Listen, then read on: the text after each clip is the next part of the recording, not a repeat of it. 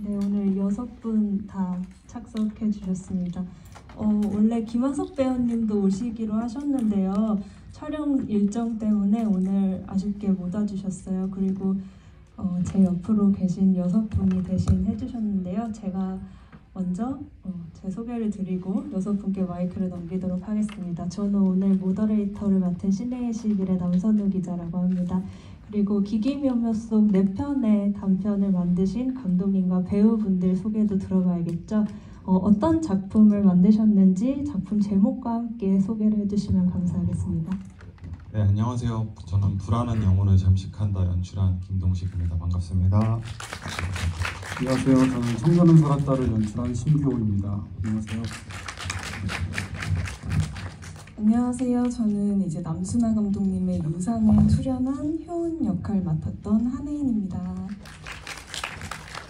네, 안녕하세요. 저 마스크 벗어도 되죠? 저희? 네.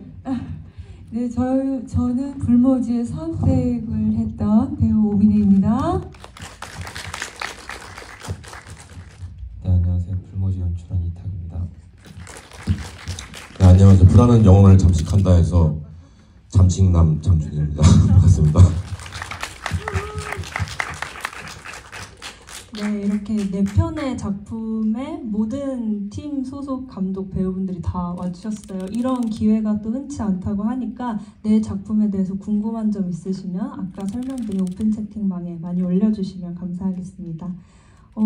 우선 이 기기묘묘라는 작품은 각자 다른 영화제에서 사랑받았던 그리고 좋은 평가를 받았던 4편의 단편을 모은 옴니버스 호러 영화죠. 원래 여름이 공포영화 보기 좋은 계절로 남양 특집을 많이 기다리게 하는 계절인데 올해는 유독 외화도 그렇고 한국 영화도 그렇고 공포 영화가 많이 없었던 것 같아요. 그런데 여름이 끝나갈 즈음에 이렇게 좋은 기회로 호러 팬들을 만족시킬 작품이 나와서 굉장히 반가웠습니다. 오늘 오신 분들도 그런 기대를 품고 오셨을 것 같은데요. 먼저 감독님들께 이렇게 단편을 극장에서 개봉하게 된 소감 먼저 들어볼까요?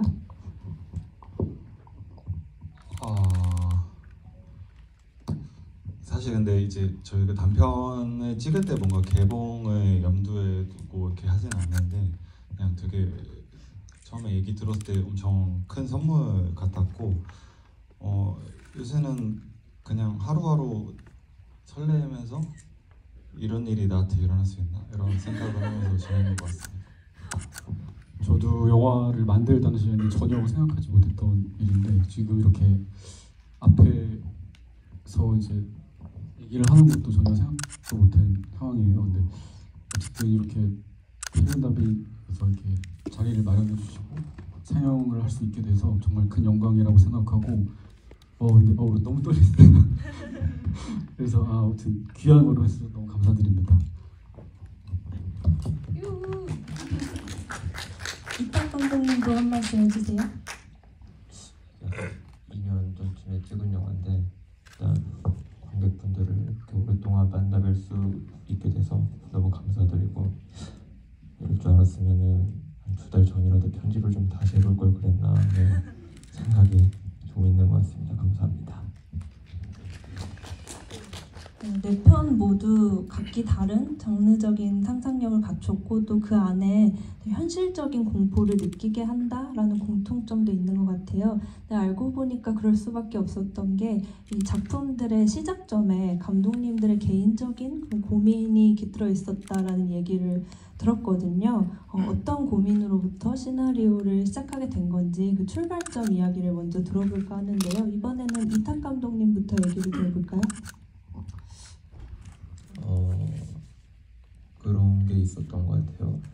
이 이야기를 이제 그러니까 이야기의 형태를 갖추기 전에 먼저 그 영화를 보셔서 기억이 나실 수도 있겠지만 어떤 마루에 2명의 사람이 앉아가지고 누군가의 시체를 저 텃밭에 묻어줬으면 좋겠다라고 이제 말을 건네는 장면이 먼저 생각이 났고 그걸 되게 인상이 깊어서 계속 머릿속에 간직하고 있다가 제가 영화과를 졸업하고 이제 서울로 올라왔어야 되는데 서울로 올라올 때 집을 알아보니까 제가 수중에 가진 돈으로는 이제 서울에는 집을 구할 수가 없겠더라고요. 그래서 이런 이야기라면은 뭔가 지금 나도 이렇게 힘들어하고 있는데 얼마나 많은 사람들이 이런 문제로 고민을 하고 있을까라는 생각을 가지게 됐고, 아까 말씀드렸던 그 이미지하고 뭔가 결합을 시켜보면은 좀 흥미로운 이야기가 나올 수 있겠다라고 생각을 하게 돼서 이제 불모지를 쓰고 찍었던 것 같습니다. 첫 번째 작품 불모지 얘기부터 들었는데 두 번째 작품인 유산의 경우에는 남순아 감독님 대신에 한혜인 배우님한테 얘기를 들어볼까 싶거든요. 감독님과 나눈 이야기 좀 기억나는 게 있으실까요?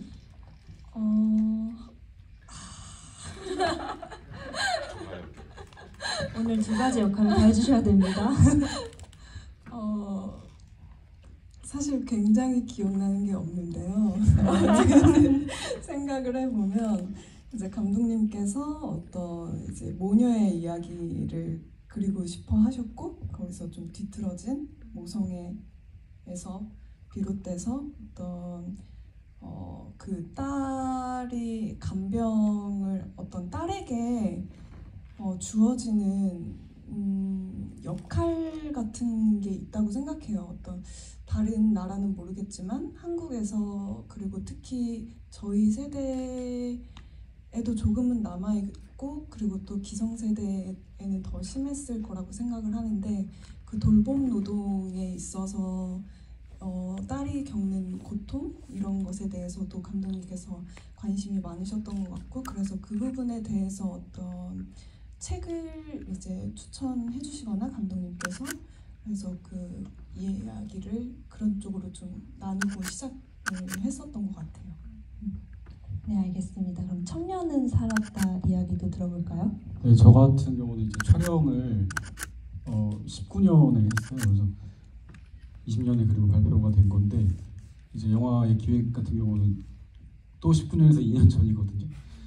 되게 오래됐죠. 그래서 17년도에 그때 이제 개인적으로 뭐 이렇게 드는 어떤 불안감이라던가 미래에 대한 미래가 투명하지 못한 것들, 이런 것들이 좀 무서웠고, 이제 그것들 때문에 되게 방황을 했었는데, 이제 그런 생각들을 좀 지우기 위해서 그 영화 속에 있는 청년처럼 잠깐 이제 시골에서 살았던 적이 있었는데, 거기서 내려가서 살면 뭔가 괜찮아질 줄 알았거든요. 근데 제가 무서움을 느끼는 그런 부분들, 뭐 어떤 끝없이 갈망하고 이런 것들이 해소되지가 않더라고요. 그래서 더 오히려 곪는 것 같고, 그러다가 이제 제가 지금 그 시골에서 하는 평소 생활이라던가, 그다음에 제 어떤 마음속에서 피어나는 현상 같은 것들을 좀 이제 글로 쓰기 시작했고, 그게 이제 영화로 만들어질 줄은 몰랐어요, 그때 당시에는. 근데 썼는데 이제 몇 년 뒤에 또 기회가 돼서 이제 만들게 된 겁니다. 불안한 영혼을 잠식한다는 어떻게 출발했나요? 제가 3년 전? 4년 전? 그때 제가 한국영화 아카데미 시험을 봤었는데, 거기에 2차가 이제 그냥 미디어의 조우 이렇게 딱 던져주고 그냥 3시간 동안 이렇게 스토리를 쓰는 게 있어요. 그때 그냥 즉흥적으로 뭔가 어떤 버려진 그 산에서 어떤 버려진 남자가 등장하는 그런 얘기를 썼었는데, 그렇게 아이디어로만 갖고 있었는데, 그로부터 2년 정도 있다가 제가 좀 개인적으로 엄청 힘든 일이 있었어요. 그래가지고 뭐 영화고 뭐고 다 그만두고 약간 내 인생은 이미 실패했구나, 나는 운명적으로 이미 망했구나, 이런 생각을 하고 있었는데, 그때 그거를 부모님한테 얘기할 수 없었는데, 부모님이랑 통화하다 보니까 야, 내가 네 사주를 봤는데 너가 엄청 잘 될 거래, 막 이런 얘기를 해요. 근데 이제 그거를 제가 속으로 아니야 엄마 나 망했어 이렇게 얘기할 수가 없잖아요. 그래서 그런 딜레마들을 제가 엄청 갖고 있었는데, 그때 이제 그렇게 한번 옛날에 그 아이디어가 떠올라가지고, 만약에 제가 물론 운명은 아무도 모르는 거지만 뭔가 그 정해져 있고 앞에 누군가 나타나가지고 저의 결말에 대해서, 저의 인생의 결말에 대해서 뭔가 확정지어서 얘기를 하면은 나나 우리 부모님은 어떻게 반응할까? 부모님은 나를 바꿔서라도 어떤 그런 나의 성공을 원할까 이런 생각을 했었거든요. 그래서 그렇게 썼는데 또 부천영화제에서 또 저를 구원해 주셔가지고 이렇게 이 영화를 이렇게 찍었던 것 같습니다. 사주가 맞아 들어가는 것 같은 느낌 받으신 거 아니에요? 근데 요새는 좀 그렇게 생각하려고 하고 있어요. 어차피 뭐 인생 한 번 사는 건데 그냥 살다 보면 지금도 이렇게 많이 보러 와주셨잖아요. 이런 거 하나하나에 다 감사하며 살려고 하고 있어요. 감독님들한테 시나리오를 쓰게 된 계기를 먼저 여쭤봤는데 배우분들 말씀도 듣고 싶어요. 시나리오의 첫인상이 어땠는지 그리고 캐릭터를 봤을 때 나와 잘 어울린다고 생각했는지 그런 점들이 궁금하거든요. 오민혜 배우님부터 한번 들어볼까요? 불모지의 첫인상 어땠나요? 불모지 영상이 보여주는 것처럼 굉장히 강렬하게 저한테 느껴지는 시나리오였어요.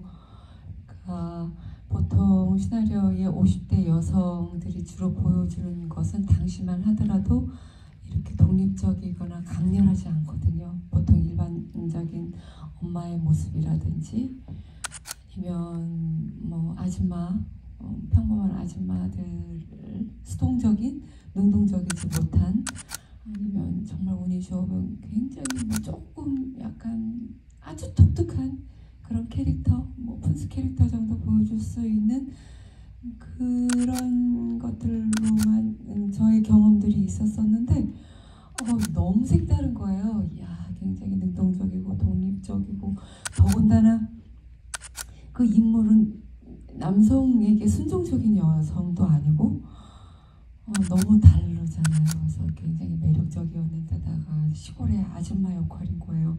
농부인 거죠. 한 번도 해본 적이 없는데 도전하고 싶으면 욕구가 막 넘쳐 흘렀죠. 그래서 이걸 탔구나. 이거는 꼭 잡아야 된다. 나의 행운이다. 뭐 이런 생각하면서 그리고 이제 전라도 사투리에 대한 부분은 걱정이 됐는데 우리 감독님이 고향이 광주였나요? 네. 그래서 무조건 만나면 제가 조금 못살게 굴었어요. 만나면 무조건 전라도 사투리를 써주세요. 그러면서 그렇게 사투리를 배우면서 너무 행복한 작업을 했던 것 같아요. 굉장히 반갑게 그 캐릭터를 마주하신 것 같은데요. 혜인 배우님 같은 경우도 남순아 감독님이 나를 어떻게 알고 불러주셨지? 라고 생각했을 정도로 이런 역할 한 번쯤 해보고 싶었다고 말씀하신 걸 들었어요. 네. 시나리오를 처음 받았을 때 어떤 그 이야기의 소재나 뭐 사건들이나 뭐 관계나 이런 것들 모두 다 그냥 제 마음속에 방어벽이 없이 한 번에 흡수가 되면서 읽혀졌던 것 같아요. 그래서 그냥 술술술술 읽혀지는 시나리오였고 캐릭터가 그냥 그때 당시를 생각하면 그냥 본능적으로 이거는 내 거다. 그냥 딱 그런 직감 같은 게 들었어요. 그러니까 내가 이거를 해야 될지 말아야 될지 어떤 고민을 하거나 이 부분에서 내가 걸리는 게 있다거나 이런 게 있었던 기억은 없었고 그냥 난 이거 무조건 해보고 싶다. 라는 강한 에너지가 들어왔어요. 그래서 제가 감독님께 이제 연락을 다시 받고 다시 이제 드려야 할 때 피드백을 이제 드려야 했을 때 너무 솔직하게 그냥 저 너무 하고 싶어요. 감독님 저 너무 하고 싶어요. 네, 그렇게 대답했던 기억이 있습니다. 장준희 배우님 같은 경우는 아까 본인을 잠식남이라고 소개하셨어요. 불하는 영혼을 잠식한다의 시나리오 어떻게 보셨고 그 캐릭터 어떻게 받아들이셨는지요? 시나리오를 받고 나서 감독님이 어떻게 봤냐고 전화를 주셨길래 제가 드린 첫 번째 마디는 찍기 진짜 힘들겠다 였습니다. 매 장면이 이렇게 수월하게 넘어가는 장면들이 없어서 그리고 촬영이 끝나고 이제 마지막에 올라오면서 감독님이 그 말을 다시 저한테 돌려주셨어요. 아, 왜 찍기 힘들 것 같다라는 게 촬영이 끝나고 나니까 알겠다라고 그렇게 하셨고, 그다음 또 질문이 뭐였죠? 첫 번째 캐릭터는 어떻게? 캐릭터는 일단은 촬영 전부터 좀 기초 체력 훈련을 좀 했고요. 액션도 있고, 그리고 또 더군다나 이제 그 야구를 트레이닝하는 입장에서 또 현장에서는 테이크를 여러 번 갈 거라는 게 뻔하게 예상이 됐기 때문에 실제로 기초 체력 훈련을 좀 했었고요.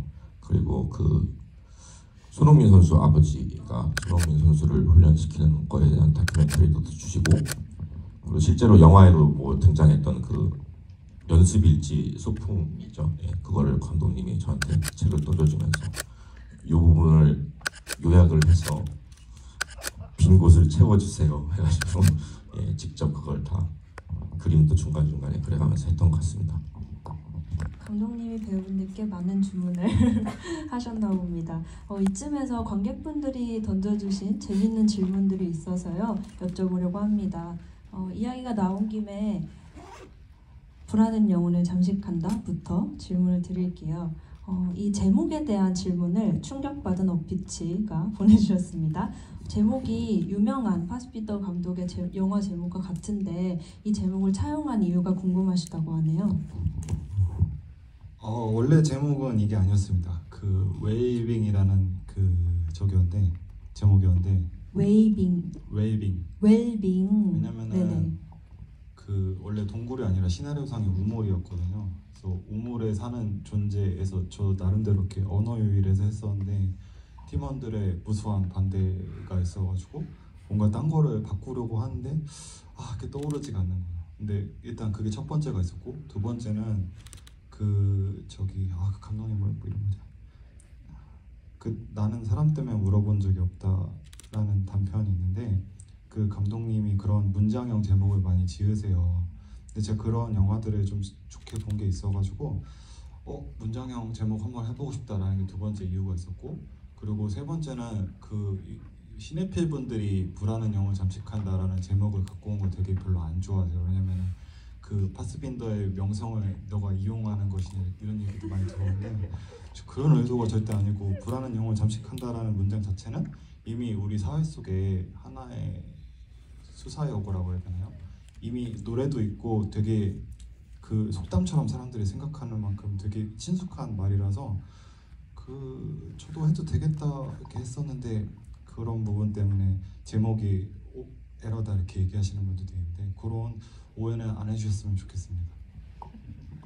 제목에 관해서는 이 청년은 살았다 신규호 감독님한테도 한번 여쭤보고 싶었거든요. 사실 이 제목이 처음에 조금 헷갈렸어요. 청년은 살아있다? 살았다? 이러면서 입에서 제목을 한번 굴려봤던 기억이 나거든요. 어떻게 지으신 제목이세요?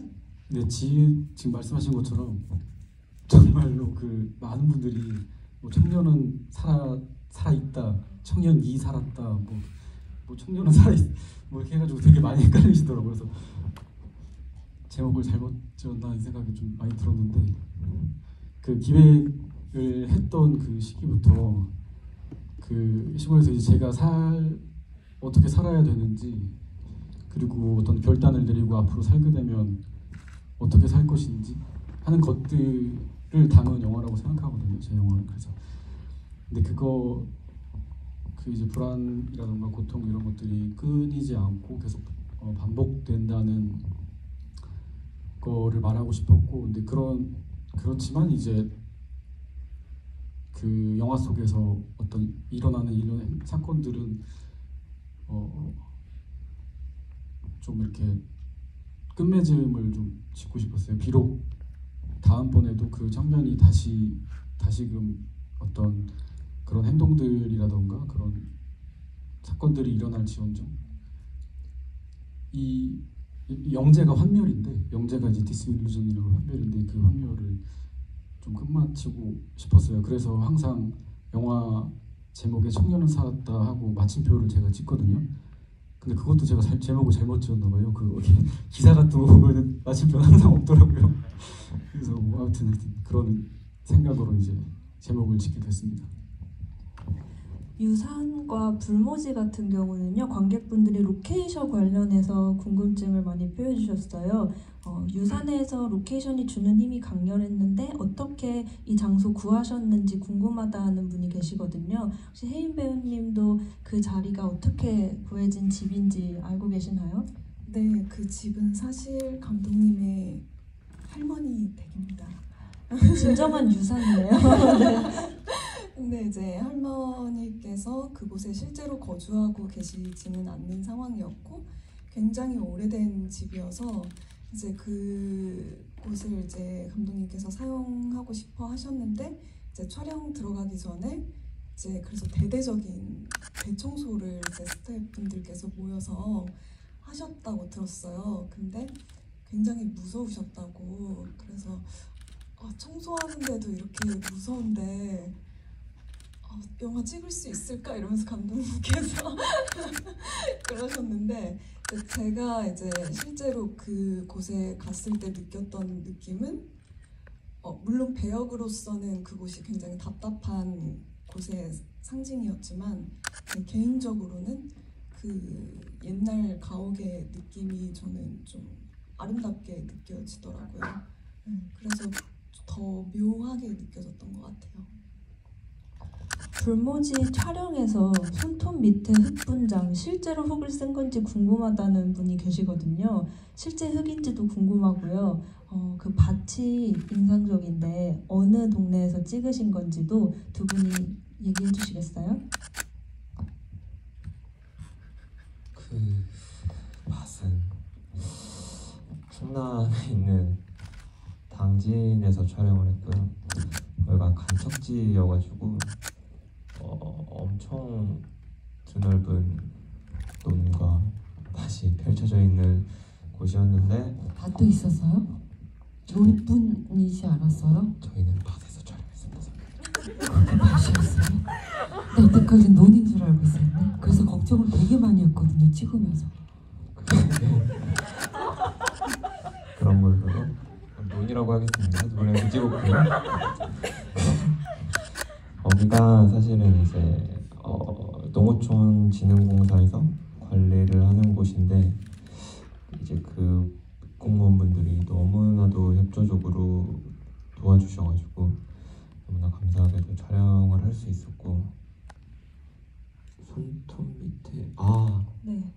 배우님을 한번 말씀해 주시겠어요? 흙이 손톱 밑에 낀 장면을 유심히 보신 관객분이 계시더라고요. 그거 첫 장면에 상가집 갔다가 왔을 때 저 남편한테 얘기하면서 이렇게 손톱 이렇게 하는 거 말씀하시는 거죠? 그거는 물론 분장이에요. 분장으로 이제 손톱에다가 조금 물이 들 정도로 블랙 파우더 같은 걸로 좀 했던 것 같고요. 그 다음에 이렇게 땅을 파다가 지렁이를 발견하면서 그러면서 이렇게 흙을 만졌던 순간은 그거는 진짜 흙인데 느낌은 거친데 그때 저 진짜 놀랐던 게 진짜 부드럽더라고요. 그러면서 내가 누구지? 재화 배우가 했던 역할이 뭐였지? 화천대? 화천대. 네. 그걸 찾아가는 동기가 생기더라고요.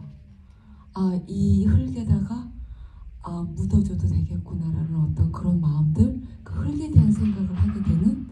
그래서 배우지만 현장에서 그런 느낌을 받을 수 있었던 그런 순간이어서 되게 기억이 많이 남아요.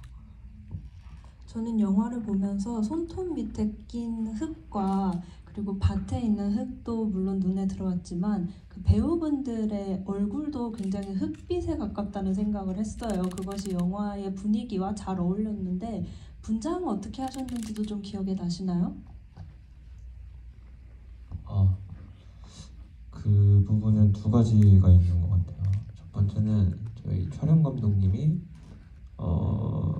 촬영을 할 때 저희가 뭐라고 설명을 해야 될까? 이 룩업이라고 기본적으로 색을 이제 어느 정도 딱 컨셉을 정하고 촬영에 들어가거든요.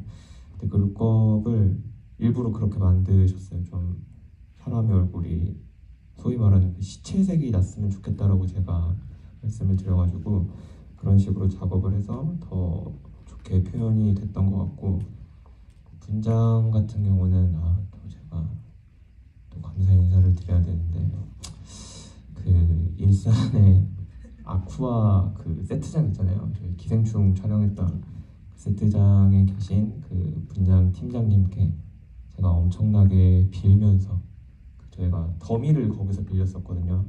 엄청 저렴한 가격에 대여를 해주셨는데, 그때 이제 그 더미 분장하는 법을 배우면서 이런 걸 찍는데 얼굴은 어떻게 분장을 해야 되냐라고 여쭤봐가지고 너무나도 친절히 알려주셨고, 이 자리를 빌어서 또 감사를 전하고 싶고, 그리고 그걸 너무 잘 행해준 저희 미술 감독님이 엄청 고민이 많았어요. 이게 DI가 들어가면 분명히 색이 달라질 텐데 우리가 어떻게 이거를 좀 자연스럽게 보이게 할 수 있을까 해서 굉장히 많은 테스트를 하고 여러 가지 시도를 한 끝에 그렇게 분장이 좀 들어갔던 것 같습니다. 피부 표현이 돋보였던 또 다른 작품이 유산이었습니다. 집이 엄마의 분신, 현신처럼 점점 망가져가는데, 그러면서 주인공인 효은의 얼굴도 같이 푸석푸석해진달까요? 어떻게 그 얼굴을 표현하신 건지, 그리고 그런 분장이 배우분의 연기에도 좀 영향을 미치는지 궁금했습니다. 그래서 최대한 피부를 좀 창백하게 보이게, 좀 파우더를 좀 건조하고 창백하게 해가지고 파우더를 많이 했던 것 같고요.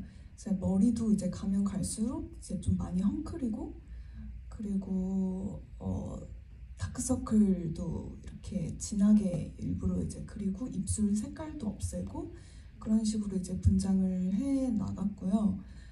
그래서 제가 그냥 대기만 하고 있는데도 주변에서 어디 아프신 거 아니죠? 약간 스태프분들이나 배우분들께서 계속 어디 아프신 거 아니냐고, 그래서 이거 분장해서 그렇다고 약간 그런 일들이 많았고요. 그래서 저도 사실 그런 분장을 함으로써 도움을 받았던 건 사실인 것 같아요.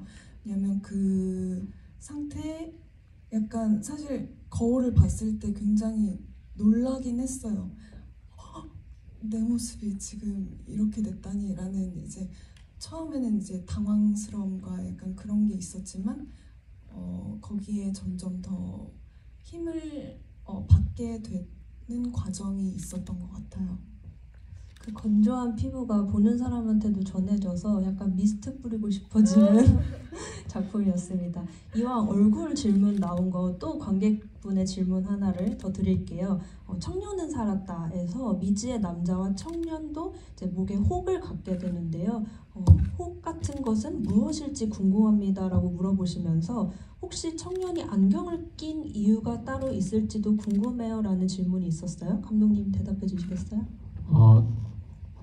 혹 같은 경우는 그 혹 자체만으로 어떤 의미가 있다기보다는 이 반복되는 상황을, 그리고 제가 의도하고 싶었던 건 이제 보시는 분들께서 청년과 괴인의 관계를 한 3가지 정도로 주의해 보셨으면 좋겠다는 생각했어요. 그래서 이제 진짜 뭐 실존하는 어떤 그 자료를 노리는 사람, 아니면 귀신, 아니면 자기 자신, 뭐 이 정도 3가지 안에서 유추를 해보셨으면 좋겠다라고 생각을 했는데,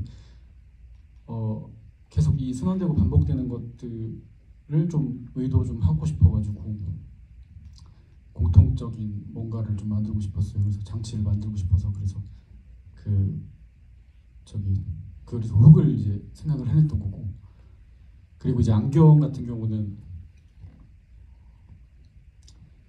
그거는 사실은 별 의도는 없었고, 그 당시 원래 그냥 그 배우분이 하고 있는 상태여가지고, 근데 뭔가 좀 차이가 있으면 좋으니까, 그래서 어쨌든 그런 선택을 했던 것 같아요.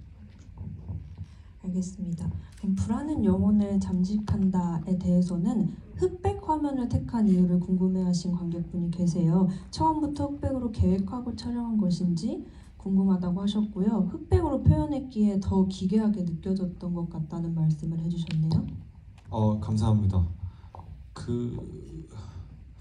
저희 어렸을 때, 엄청 어렸을 때긴 하지만 4대3 TV에 뭔가 전설의 고향처럼 나오는 그런 이미지를 좀 구축하고 싶어가지고 저 촬영 감독님이랑 같이 이제 DI 작업하면서도 필름 그레인도 엄청 좀 세게 넣고 좀 이렇게 조명도 좀 과감하게 가려고 했고 그런 화면비랑 화면 색깔을 했던 게 있고요.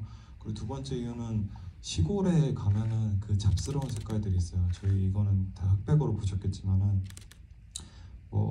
초록색 약간 형광 초록색 울타리라든가 지붕 슬레이트 보면 그것도 이제 파란색이고 그런 색깔들이 좀 개인적으로는 좀 보기 싫었고 저희가 또 그걸 통일해가면서 어떤 전체적인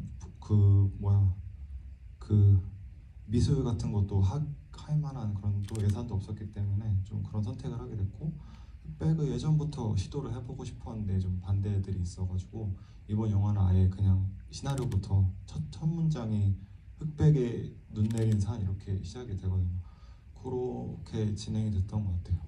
이게 끝인가요? 지금 또 뭐 있었나요? 기억이 안 나요.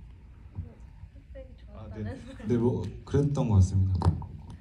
배우님한테도 좀 여쭤볼게요. 엄청 추울 때 촬영하셨다고 들었거든요. 네. 네, 추운 날씨에 어떻게 촬영하셨는지. 영하 15도, 16도 정도 됐던 것 같아요. 네네. 근데 움직이는 장면이 많았잖아요. 예를 들어 뭐 등에 업힌다든지 아니면 어딘가로 네. 뛰어간다든지 네. 그런 장면 찍을 때 추위 때문에 많이 힘들진 않으셨나요? 그래서 아까 말씀드렸던 것처럼 기초 체력 훈련을 했고요.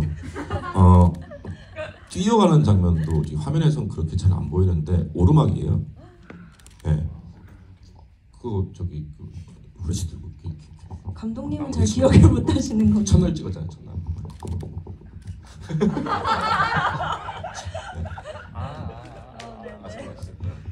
아니 이게 배우가 기억하고 있는 걸 감독들은 모르는 경우들이 되게 많더라고요. 네. 기억났어요.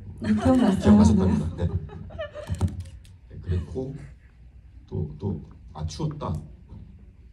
예, 굉장히 추웠죠. 그래서 그 전에 또 다른 자리에서도 얘기를 한 적이 있는데 진짜 마지막에 눈밭에서 막 이리 치고 저리 치고 뒹굴고 하다가 중간에 컷 했는데 보통은 이렇게 스태프분들이 와가지고 핫팩을 여기다 이렇게 쥐어주는데 핫팩을 올려줬는데 아무런 느낌이 없더라고요. 네, 그래서 이거를 속으로만 생각하고 있어야 되는데 저도 모르게 그냥 너무 추웠는지 밖으로 대사가 나와버려서 감각이 없어라고 툭 나왔는데 갑자기 제 얼굴 앞으로 손이 한 8개가 들어오더니 제 손들을 막 이렇게 마사지를 해주더라고요. 네. 굉장히 인상적인 행복했던 순간이 아니었나. 네. 추웠으니까 가능하지 않았을까요? 그런 장면도.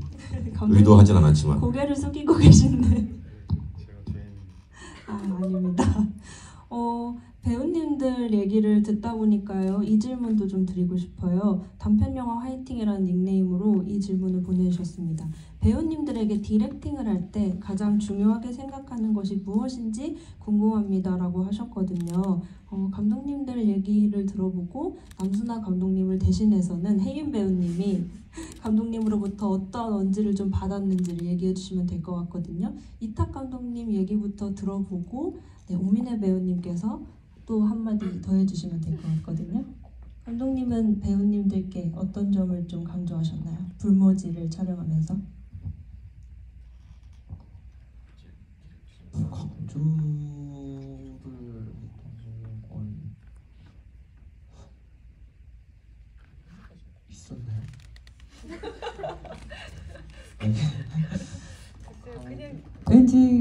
왠지 우리는 다 자동으로 다 뭔가 이루어진 것 같은 그런 느낌?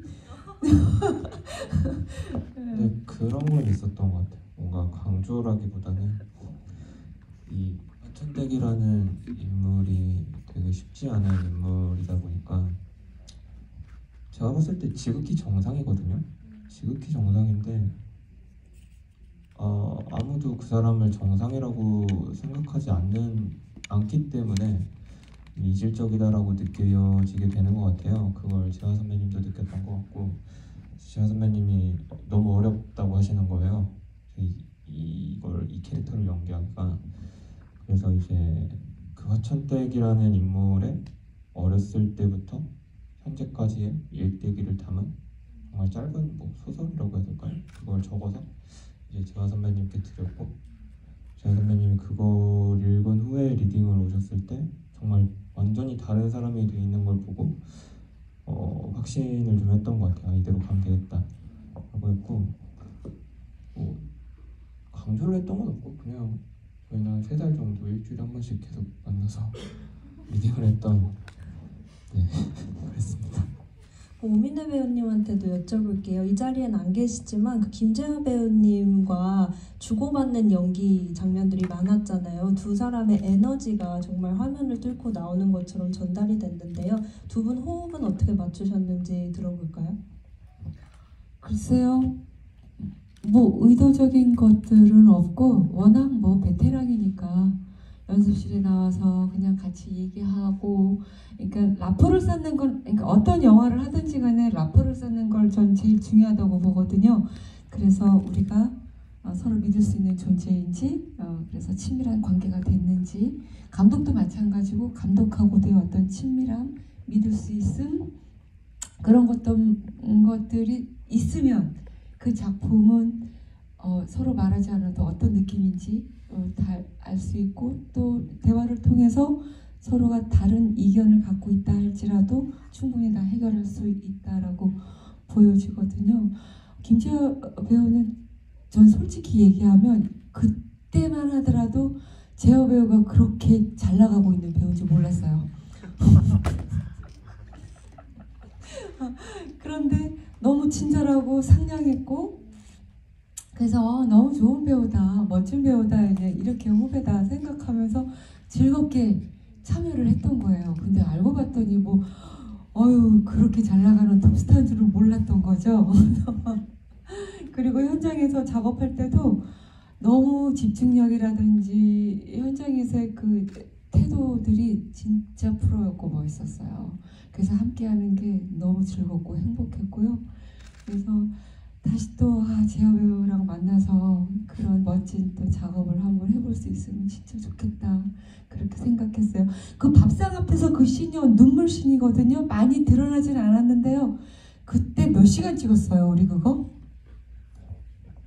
유일하게 타임테이블을 지킨 씬이었는데 그 씬을 딱 3시간 찍었습니다. 거의 그 시간을 다 울었어요, 재하 배우가. 저 같은 경우는 한 1.5분밖에 못 울어 이렇게 얘기를 하는데 진짜 할 때마다 진짜 닭똥 같은 눈물을 뚝뚝뚝뚝 떨어뜨리는 거예요. 그래서 야, 후배지만 너무 존경스럽다.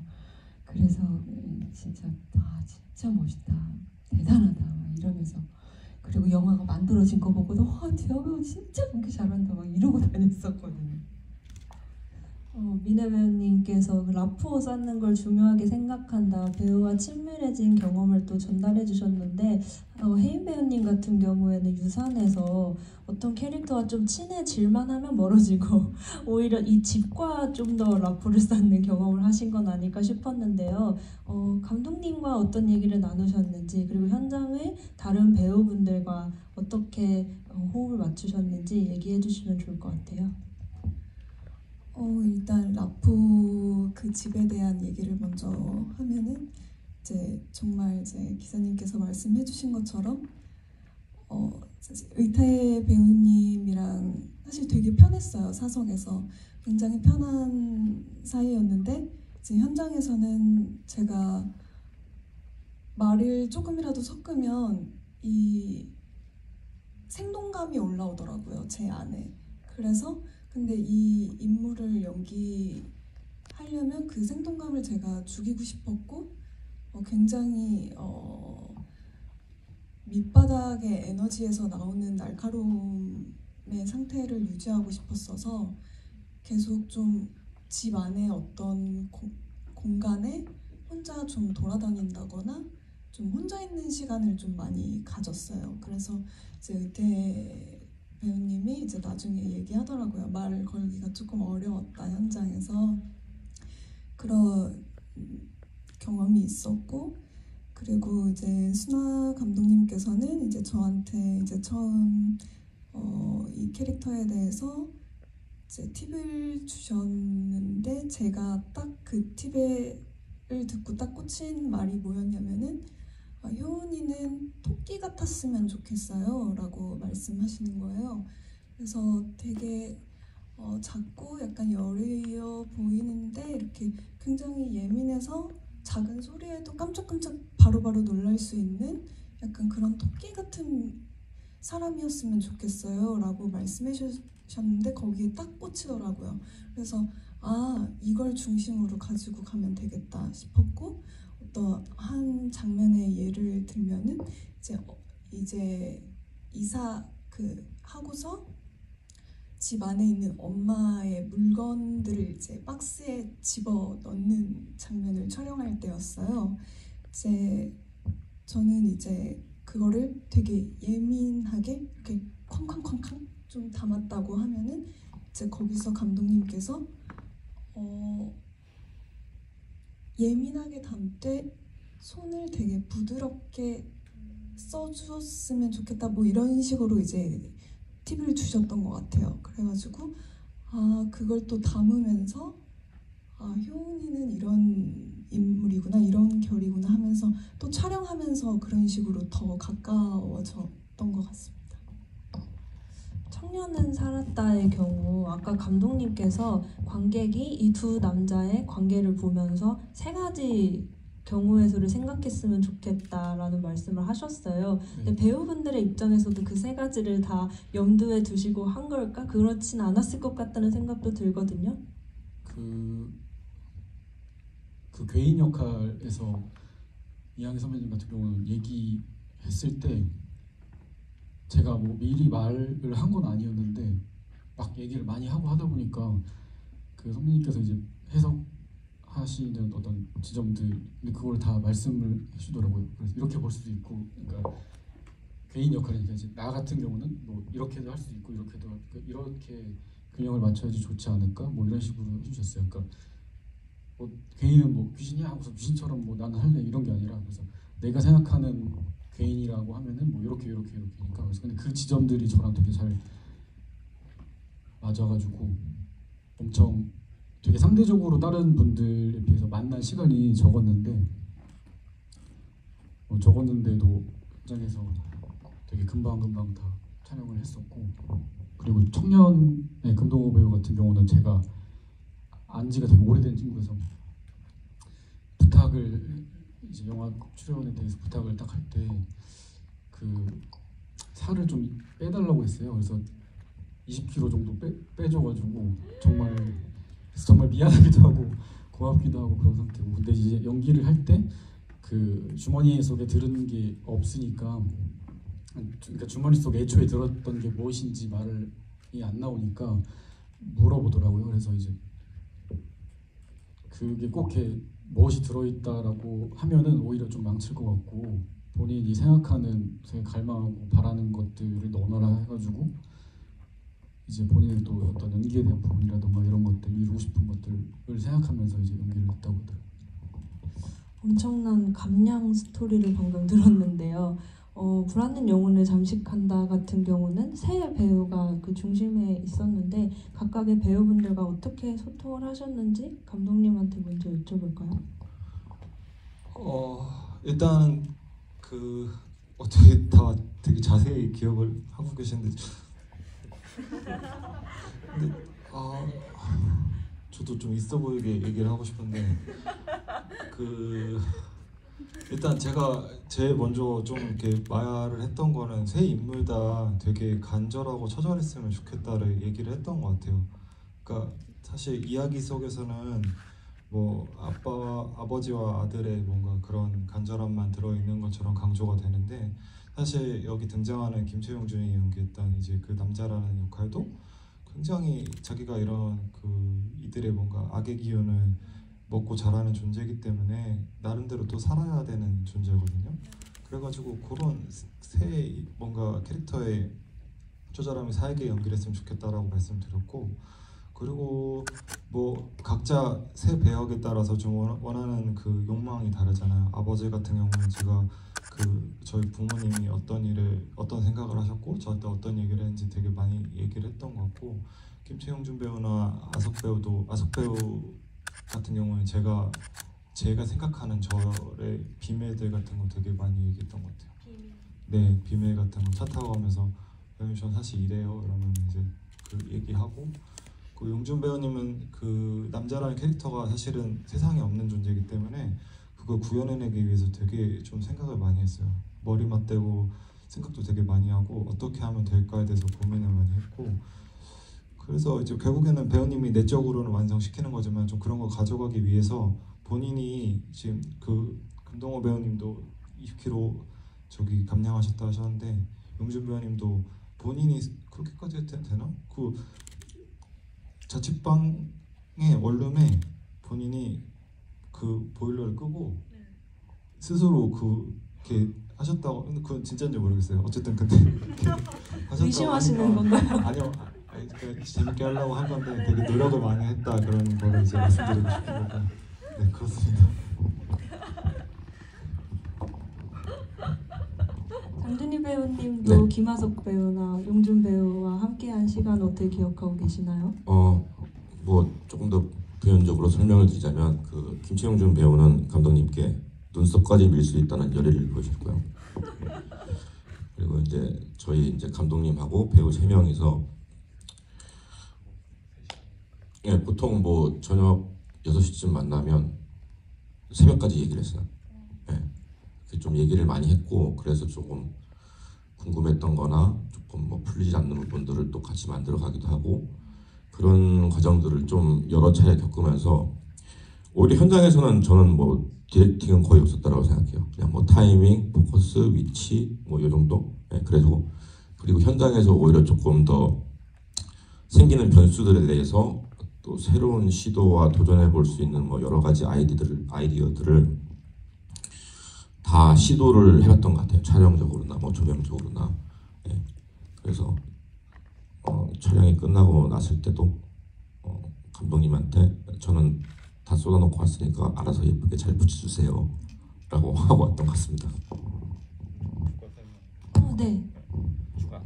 아, 더 하시고 싶은 말씀 해주세요. 네, 갑자기 기억이 나는데 저희가 그 이제 성근 캐릭터를 어떻게 할 그러니까 어떤 식으로 이제 그 캐릭터가 갈 것이냐에 대해서 이제 이견이 있었어가지고 조금 과장을 보태자면은 이제 선배님 집에서 이제 준바라고 불리는 그 집에서 이제 준이의 바여서 준바인 거예요. 네, 너무 예뻐요. 나중에 한번 기회 되면은. 어쨌든 근데 거기서 이제 뭔가 그거 가지고 토론을 하는데 뭔가 말이 이제 자꾸 부딪히니까 선배님이 컴퓨터로 가셔가지고 시나리오를 막 고치세요.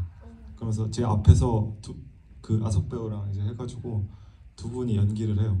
그럼 제가 보다가 또 제 시나리오를 막 고쳐가지고 제가 또 연기를 하고, 이런 식으로 한 3시간을 되게 치열하게 얘기를 했던 기억이 있는데, 그러니까 말씀하신 대로 그렇게 하고 나니까 현장 가서는 그냥 되게 그 스무스하게 넘어갔던 기억이 있습니다. 준바 굉장히 궁금해지는데요. 공동 창작의 현장이 아니었나 하는 생각이 듭니다. 저희가 이야기를 하다 보니까 벌써 1시간 정도가 훅 지나갔어요. 네, 슬슬 마지막 인사를 들어봐야 할 것 같은데요. 오늘 6분이 이 자리에 함께 해주셨는데 이탁 감독님부터 오늘 소감 한마디씩 들어볼까요?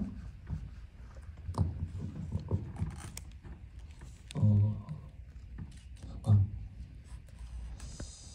오늘 이렇게 앉은 이유가 제가 마지막에 답변을 하는 줄 알고 되게 좋아했는데 자꾸 첫 번째여서 조금 부담스럽습니다. 죄송합니다. 농담이고요. 오늘 날씨가 너무 좋은데 이렇게 우중충한 영화로 처음을 딱 보여드리는 것 같아가지고 좀 죄송스러운 마음이 있고요. 너무 엄살 아니에요? 영혼이 한 개도 없는 것 같은데? 날씨가 너무 좋더라고요. 농담이고 이렇게 멀리까지 와주셔가지고 영화 관람해 주셔서 너무 감사하고 다음에는 조금 더 됐으면 좋겠습니다. 감사합니다. 네, 저도 우리 동식이 감독님처럼 저한테도 이런 날이 오는구나라고 생각하는 요즘이에요. 저는 워낙 이제 독립 영화를 사랑하고 지금의 제가 있는 것도 다 이런 단편 영화들, 독립 영화들 때문에 지금의 제가 만들어졌다고 생각을 하고 있는데 이렇게 좋은 작품들과 함께 옴니버스로 또 장편 영화를 만들어서 여러분을 또 만날 수 있고 사실 저 여러분들 되게 사랑하거든요. 그리고 우리도 마찬가지고요. 영화를 사랑하는 모든 사람들을 저는 사랑하고 있어요. 그래서 이렇게 만나는 자리가 너무 행복하고 좋습니다. 그리고 저도 우리 장 배우님 하는 얘기에 저도 덧붙여서 한마디 얘기하려면 저도 진짜 열심히 했거든요. 막 달리기 거기 보면서 여기 물집 난 거 보셨죠? 장난 아니었어요 진짜. 다 기억해 주셔야 합니다. 네, 저 삽질하는 거 그냥 한 게 아니에요. 카메라 꺼져도 보통 카메라 컷하면은 이렇게 스태프들이 다시 흙 같은 거 제자리로 막 갖다 놓잖아요. 그거 다 제가 했어요. 리얼하게 보여주기 위해서. 그리고 달리기 하는 것도 그냥 달린 거 아니에요. 그 몇 시간 달린다고 달리는 거지? 몇 시간 달렸을까? 막 물어봐요. 그럼 그때 사업대기 몇 시간 달렸다고 생각을 하십니까? 찾아서 하천백 찾아서. 그랬더니 그때 뭐 한 2시간? 3시간이래요. 그래서 그러면 3시간 달렸으면 어땠을까 해서 준비하는 동안 계속 달렸어요. 그러다 보니까 다리가 안 움직이는데 그런 느낌을 내가 그냥 호흡만 조절해서 그냥 연기로 하는 게 아니라 실제로 그렇게 해보니까 이런 느낌이구나를 조금 더 접근해서 좀 유사하게 연기할 수 있었다 이런 얘기를 마지막에 들으면서 저 진짜 열심히 했습니다. 감사합니다. 박수를 쳐줘야 될 것 같아요. 혜인 배우님도 질 수 없는데 뛰진 않으셨을 것 같고. 저는 일단 너무 행복해요. 이렇게 이제 얘기를 이제 다 들으셔서 조금은 아시겠지만 영화를 하시는 분도 계실 테고 사실 영화 한 편을 만든다는 게 단편이고 장편이고를 떠나서 정말 많은 이들의 수고와 정말 많은 마음들이 들어가게 되거든요. 정말 한 씬 한 씬 한 컷을 찍기 위해서 정말 피와 땀을 흘린다는 표현이 정말 적합할 정도로 그렇게 영화를 만드는데 사실 단편 영화 같은 경우 영화제에 가더라도 사실 GV 시간에는 또 굉장히 적고 해서 이렇게 깊은 대화를 나눌 기회가 많이 없었다고 생각을 해요. 그래서 저한테는 지금의 이 시간이 정말 너무 소중하고 뜻깊고요. 그래서 그 어떤 영화보다 내가 단편 영화로 개봉을 할 수 있게 됐다라는 거에 대한 감사함이 너무 큽니다. 필름다빈 대표님. 그리고 이 모든 과정, 이 모든 결과가 있을 수 있게 된 거는 이렇게 관심을 가져주시고 조금이라도 관심 가져주시고 극장에 찾아와 주시는 여러분 덕분이라고 생각해요. 정말 너무 감사합니다. 감독님. 찾아와 주셔서 감사드리고요. 저도 진짜 애 많이 썼거든요. 그래서 아니, 경쟁적으로 3시 반에가 콜이어가지고 그때 이제 해도 안 뜨는데 거기 들어가서 물속에 들어가야 되는데 아무도 안 들어가더라고요. 그래가지고 저 혼자 이제 제가 들어가야지 다 들어오실 것 같아서 다 들어가고 진짜 처음 있는 일이었는데 촬영 끝나고 나서 지하철에서 그렇게 한 일주일 찍었거든요. 해 떨어지면 또 찍으러 가고 해서 지하철에서 그렇게 촬영이 끝나고 갑자기 자다가 졸다가 벌떡 일어나가지고 막 촬영해야 된다고 막 돌아다니. 그게 되게 처음 있는 일이었는데 그 정도로 되게 좀 애를 많이 쓰는 영화입니다. 그래서 진짜 고생 되게 많이 했고 나가실 때 홍보라던가 뭐 댓글 평가 좋은 평가 많이 부탁드리고요. 진짜 그게 큰 힘이 되거든요. 그래서 그렇게 부탁드리고 진짜 오늘 되게 토요일인데 좋은 하루 되시면 좋겠습니다. 저는 지난번에는 뭐 여러 행사들이 있어서 영화를 못 봤는데 오늘 처음 다 봤거든요. 자꾸 경쟁을 부추기시는 것 같은데 경쟁하지 않고 정말 다른 작품들도 정말 보면서 아 정말 힘들었겠다라는 생각을 계속했어요. 그리고 이런 좋은 작품들을 이렇게 묶어가지고 개봉까지 할 수 있게 도와주신 필름다변 백다민 대표님 이하 필름다변 식구들한테 감사드리고요. 오늘 황금 같은 주말에 저희 영화 이렇게 이른 시간에 나름 보러 와주셔서 감사드리고 앞으로 더 이런 자리가 많이 마련될 수 있도록 스코어가 잘 나올 수 있도록 우리 대표님도 많이 도와주시고 말씀하신 것처럼 좋은 댓글들 많이 달아주시고 혹시라도 뭐 실망스럽거나 아쉬운 점들이 있으시면 저기 다 뭐 개인 SNS로 보내주시고 예 그렇게 하시면 되겠습니다. 그리고 시간이 되시면 여기 4시 20분에 또 홈리스 인디 토크에 또 진행이 되니까요. 잠시 후에 만나요.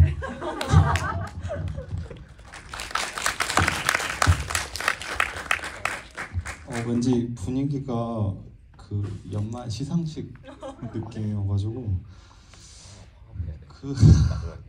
뭐라 해야 되나? 저는 일단은 저희가 이제 다 힘들게 찍은 영화들이고 사실은 이제 뭐 배우님들도 그렇고 그렇지만 감독들 입장에서도 영화 한 편을 위해서 2년이고 3년이고 되게 많은 걸 바치거든요.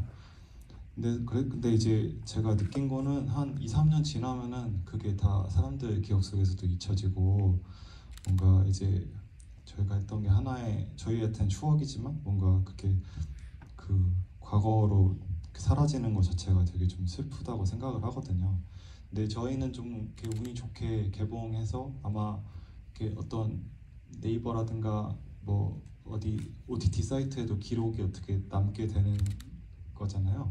그래서 그런 면에서 되게 감사하다고 생각하고 있고 저희 지금 이제 남순아 감독님은 안 계시지만 저희 감독님들이랑 그리고 저희 참석 못한 배우님들까지 포함해가지고 그 저희 이름 석자 김치홍준 배우님 저기 4글자지만은 기억해 주시고 앞으로 행보를 이렇게 지켜봐 주시면 감사하겠습니다. 감사합니다. 네, 여러분 끝까지 자리를 지켜주셔서 정말 감사하고요. 나가시는 길에 그 굿즈를 주신다고 해요. 엽서라니까 받아서 가져가시면 되겠고요. 조심히 들어가시기 바랍니다. 환절기 감기도 조심하시고요. 안녕히 계세요. 오늘 진행 잘 봐주신 남편의 기자님께도 감사드립니다.